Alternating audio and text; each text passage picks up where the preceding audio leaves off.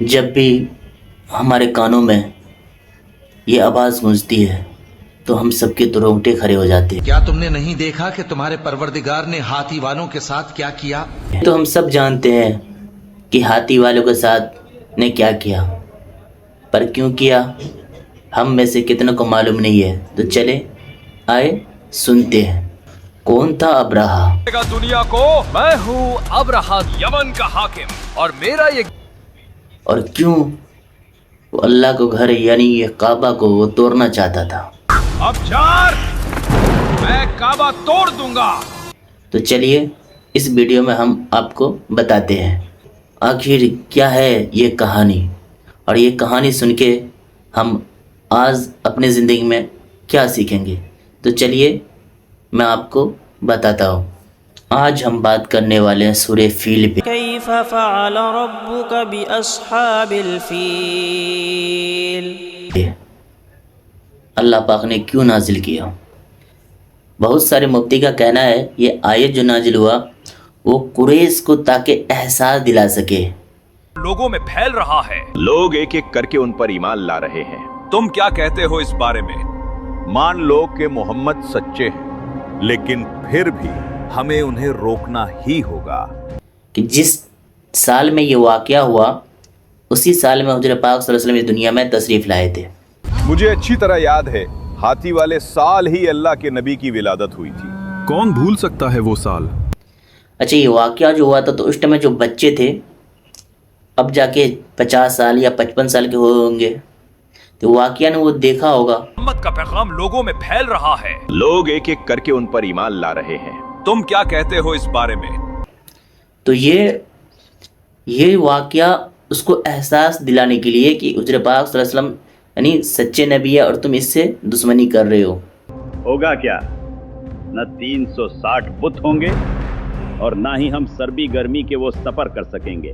ہو سکتا ہے آس پاس کے قبیلے ہم پر حملہ کر دیں، جیسے ابراہا نے کیا تھا۔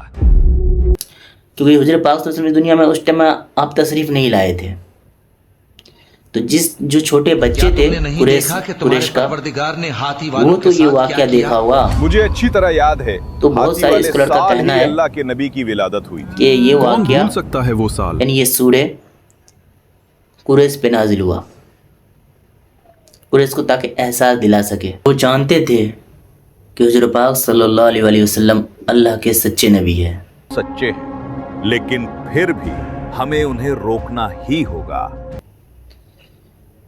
پر وہ ڈرتے تھے اپنے بزنس کی وجہ سے۔ ہو سکتا ہے آس پاس کے قبیلے ہم پر حملہ کر دیں، جیسے ابراہا نے کیا تھا۔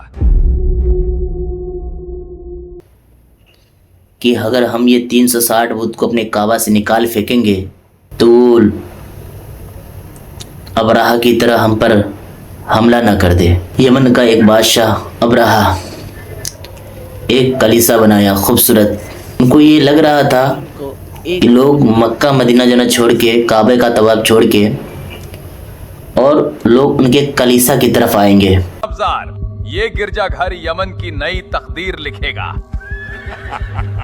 پر وہ غلط ثابت ہوئے۔ سمجھ نہیں آتا ابزار، لوگ اس مٹی کے گھر کی طرف کیوں جا رہے ہیں؟ میں خود حیران ہوں حضور۔ وقت ریت کی طرح ہر روز گزرتا رہا اور کعبہ کی شان میں ذرا سا بھی کمی نہیں آئی۔ لوگ الگ الگ ملکوں سے الگ الگ شہروں سے کعبہ کی طواف کرنے آتے تھے۔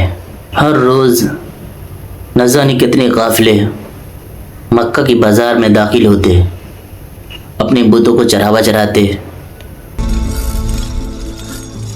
مکہ میں ہر طرح کا ہنر، کچھ سامانے خریدتے اور پھر لوٹ جاتے۔ بازار کی رونق کعبہ کی شان خود بیان کرتے تھے۔ مٹی کے برتن بہت خوب بنائے ہیں، کیا دام ہے ان کا؟ مکہ میں ساری دنیا کے پھل ملتے ہیں۔ بالکل، وہ دیکھو ادھر ہندوستانی سیب بھی ہے۔ ہر دن گزرنے کے ساتھ ابراہا کا غصہ بڑھتا گیا۔ سمجھ نہیں آتا ابزار، لوگ اس مٹی کے گھر کی طرف کیوں جا رہے ہیں؟ میں خود اس کے کلیسے پہ نظر تو سب کا جاتا، پر دل سلپ کعبہ پہ جاتا تھا۔ دیکھو ذرا کتنا خوبصورت گرجا گھر ہے۔ اب چلو कहीं मक्का पहुंचने में देर ना हो जाए। फिर वो जालिम बादशाह ने एक फैसला लिया।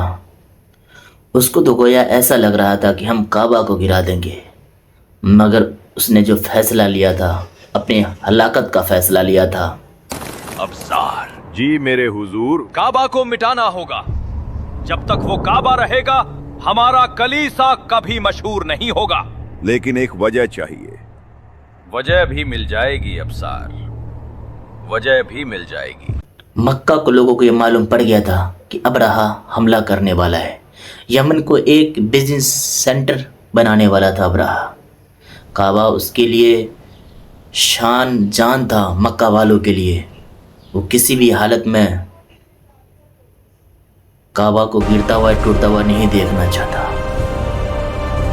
इसीलिए कुछ जाहिल लोगों ने उसने कलीसा को जाके आग लगा दिया। तो ये है वो इमारत। कितनी खूबसूरत है। आज के बाद नहीं रहेगी। चलो जल्दी करो, तुम उस तरफ लगाओ। उसे मौका मिल गया था अबराहा को काबा पर हमला बोलने का। आग अपना काम खुद कर लेगी। मेरा कलीसा, मेरा कलीसा, मेरा कलीसा। अबशार, ये सिर्फ कलीसिया नहीं जलाया गया है, ये मेरी शान, मेरा नाम, मेरा फख्र, सब कुछ जलाया गया है। कौन था जिसने ये जुर्रत की? मैं उसे बर्बाद कर दूंगा। मेरा कलीसा। इसी बात को वजह बना के अबराहा ने 60,000 लश्कर को लेकर काबा की तरफ बड़ा हमला करने के लिए। खुदावंद अबराहा के लिए जान देने का क्या तुम तैयार हो? कलीसा की तरफ कोई नहीं आता, चलो उसे काबा को गिराते हैं। उसके लश्कर में काली रात की तरह और जिस्म लोहे की तरह मजबूत था काले हब्सी का। वो सब अपनी ताकत के नशे में चूर और अल्लाह के घर बर्बाद करने के लिए तैयार थे। तो चलो आगे बढ़ो। जब ये फौज मक्का के करीब पहुंची तो लोगों में एक डर का माहौल, अपनी जान बचाओ, सबके सब भाग। अफरा तफरी का माहौल बन गया। लोग भागने लगे इधर से उधर। क्या हुआ? सब उस फौज में सबसे ज्यादा खौफनाक था तो उसका हाथ। लोग देख के डर गए। ये कौन सी मखलूक है?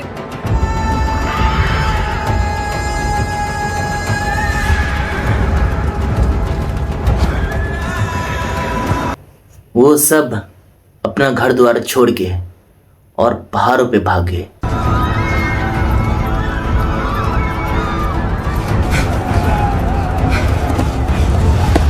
हम मुट्ठी भर लोग इतनी बड़ी फौज का सामना कैसे करेंगे? इतना बड़ा लश्कर मक्का वालों ने आज तक देखा नहीं था। मगर उसमें एक शख्स हजरत मुत्तरिब हो गया अबराहा के पास। अगर काबा की भीख मांगने आए हो तो लौट जाओ, मैं उसे बर्बाद करके ही यहाँ से वापस जाऊंगा। मैं यहाँ अपने 200 ऊंट लेने आया हूँ जिन्हें आपके सिपाहियों ने कैद कर लिया है। अल्लाह ने कहा कि मांगे तो क्या ऊंट? कमाल है, मांगे भी तो क्या ऊंट? क्या तुम काबा की सलामती नहीं चाहते? हजरत मुत्तलिब ने कहा कि ऊंट का मालिक मैं हूँ और काबा का मालिक अल्लाह है। अल्लाह खुद अपने घर का हिफाजत करेगा। काबा का मालिक अल्लाह है, वो उसकी हिफाजत खुद करेगा। मैं ऊंटों का मालिक हूँ, उनकी हिफाजत मेरी जिम्मेदारी है, लिहाजा मेरे ऊंट मुझे दे दीजिए। अबराहा ने ऊंट दे दिया और मक्का के लोग सुबह मैं उस काबा को तोड़ दूंगा। बिल्कुल मेरे हुजूर।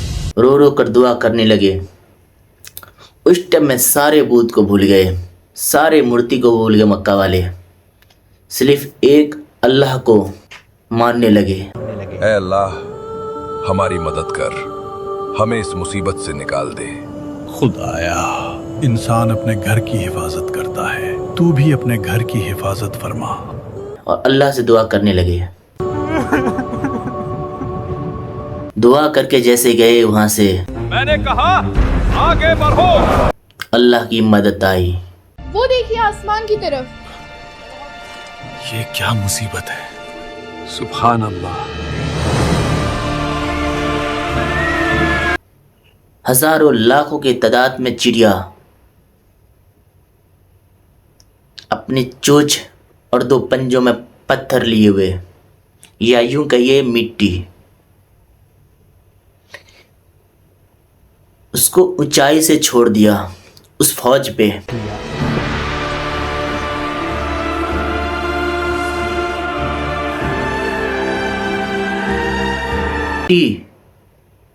یا اس کو پتھر کہیے، وہ چڑیا کے پنجہ میں تھا، اسے گرایا تھا کوئی زیادہ اونچائی سے بھی نہیں۔ خدایا اللہ پاک اپنی یہ سب طاقت سے، تیرا ہی کمال اپنی ہے۔ قدرت سے اس میں اس طرح طاقت بھر دیا، اس پہ ظالم پہ پڑتا ہوا پتھر اگر آگے سے گھستا تھا اس طرف سے اس طرف نہیں چلتا تھا، جہاں گرتا تھا وہ پتھر بیچم بیچ سے چیر دیتا تھا، وہ سارے فوج کو نہس تہس کر دیا۔